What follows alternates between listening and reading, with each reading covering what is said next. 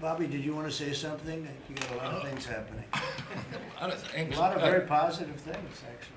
Mr. President, I'm glad you're getting bipartisan accolades on the Mideast Peace Agreement. You should also get bipartisan accolades on the MFN agreement. It is a historic agreement that's going to benefit every hardworking American. It's going to lower the price of drugs for every American. By the time this administration is over, we will have 95% of the drugs in this country will be the lowest price in the world. It immediately begins to affect Medicaid, Medicare, Social Security, the other government programs. I remember when I went through the confirmation process, and the principal preoccupation of the Democrats during that process was whether I would continue the IRA negotiations on drugs. The Democrats negotiated 10 drugs. I'm supposed to negotiate every year 15. The 10 that they negotiated, they claimed to get a 22% reduction, but it was a lie. It was 22% under the list price, which was actually higher than the price we were getting. So Medicaid, Medicare ended up paying more for those drugs than they were paying beforehand. They only got a benefit on one drug. One was tied. 8 of them were lower. So they should be applauding what we're doing now. We're doing something that every administration, Democrat and Republican, has been saying that it was going to do for decades, and you got it done because you understood the power of the tariffs. That we had leverage over these companies. And you did it in a way which you asked us to do, to negotiate in a way that was not going to stifle innovation, that was going to make sure that those companies could bring their production home, and they are doing that. And it was a profound success. It will affect every American for 100 years. And you should be getting bipartisan accolades on that. I'll say one other thing about Tylenol, only because of this. This morning before I came in here, somebody showed me a TikTok video of a pregnant woman at 8 months pregnant. She is an associate professor at the Columbia Medical School. And she is saying F Trump and gobbling Tylenol with her baby in her placenta.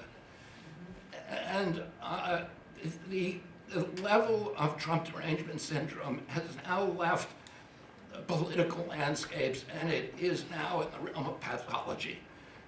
And a mother could overwhelm millions of years of maternal instinct to put her baby at risk. And all you have to do is look at the studies which you and I talked about. It's not dispositive that causes autism. It is so suggestive that anybody who takes this stuff during pregnancy, unless they have to, is irresponsible. There are 15 rodent studies. Every one of them shows if you give it to the mother, the babies, and particularly the male babies, have profound neurological and behavioral changes. There is a study from Johns Hopkins on cord blood where they divided women into 3 categories: those who had the least acetaminophen in their cord blood, and those who had the most. The ones with the most had 3.6 times the rate of autism in their children. The middle category had 2.2 times, so it's a dose-related response. And there are dozens of studies that show the countries that use the most have the highest level of autism. Cuba has the lowest level in the world of acetaminophen use, and it has the lowest autism rate in the world.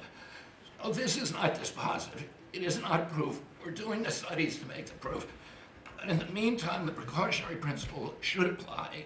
And any mother who is taking this stuff during pregnancy just to get back at Donald Trump is doing something that is pathological. And we're seeing that across the board. I got a lot of other stuff to talk about, but I know we got a short time here. But thank you, Mr. President. You're making our country healthier again. Thank you, Bobby. Could you just say, for the record, state what the autism was, let's say, 20 years ago and what it is today? In 1970, the largest epidemiological study in history was performed. 900,000 kids were looked at. They were looking for autism in Wisconsin children. They looked at every child in Wisconsin who was 8 years old. They found an autism rate of 0.7 per 10,000. So almost close to 1 in 20,000 less than 1 in 10,000. Today, the autism rates are nationally are 1 in 31, but it's actually much worse than that because California, which has the best collection system, reports an autism rate of 1 in every 19 children, 1 in every 12.5 boys. This is a national security issue. There is nothing more important, and I'm grateful to you, Mr. President, because you know the flack that you take for even talking about this issue. You've shown courage and you've shown leadership, and I can't thank you enough for letting me do this work. Thank you. So think of that, 1 in 20,000, and now it's 1 in 12 for boys, 1 in 18, 19 for girls. So obviously there's something that's artificially, I think, induced, something, whether it's the vaccines in terms of these massive vaccines that are twice the size of a jar like that, of a glass of water like that, I mean, into a baby's body. And I've suggested get them in doses, get them in, maybe 20%, 30%, but smaller, not such a big. I think, that.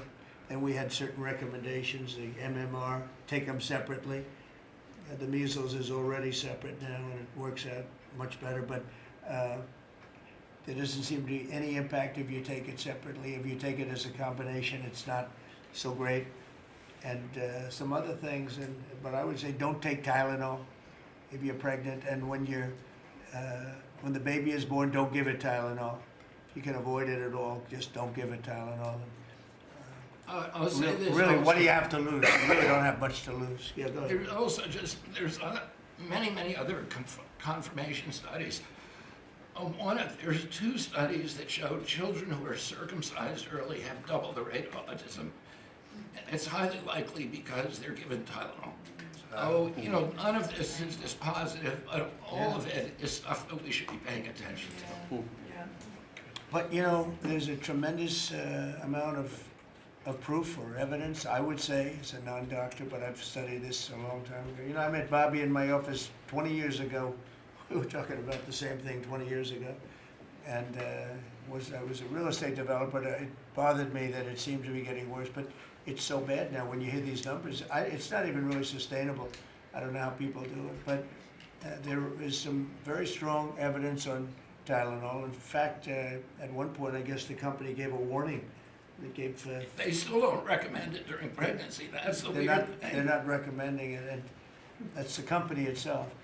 So just don't take it.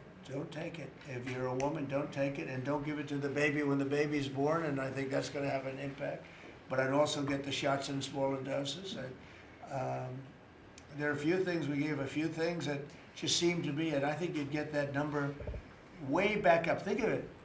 You have 1 in 20,000, and now it's not even believable when you think that 20,000 drops to 12 children. So that's induced by something that's given or taken, and it should be able to be stopped. And you're talking about the Pennsylvania Dutch, you were talking about the Amish, where they don't take any of this stuff, and they have virtually none, right? They have no autism. So we're doing something very bad. Somebody's been given some bad things. Other countries, by the way, we have, I think, we have 82 vaccines that we give simultaneously. And I'm a vaccine believer, by the way. I believe in the polio vaccine. I believe in a lot of vaccines. But when you give 82 vaccines in a shot to a little baby that hasn't even formed yet, it's a lot of vaccines. And in Japan, they give a much smaller number. In Germany, they give a much smaller, like 28 vaccines. That's a lot too, but 28's a lot different than 82. So, but I would say on the Tylenol, don't take it, and that will be.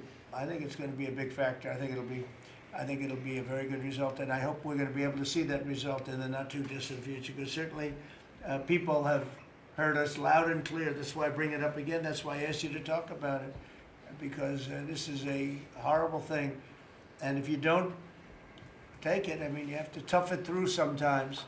There are other things you can do, but you have to tough it out. It's easy for me to say, but I think you're going to see numbers that will be it'll be so significantly improved, and maybe maybe fully improved. I mean, there's something there, there's something going on, and we have to address it. And so I'm addressing it the best I can as a non-doctor, but I'm a man of common sense. Okay, any other questions? I'd like to comment on the Yeah, workforce. please.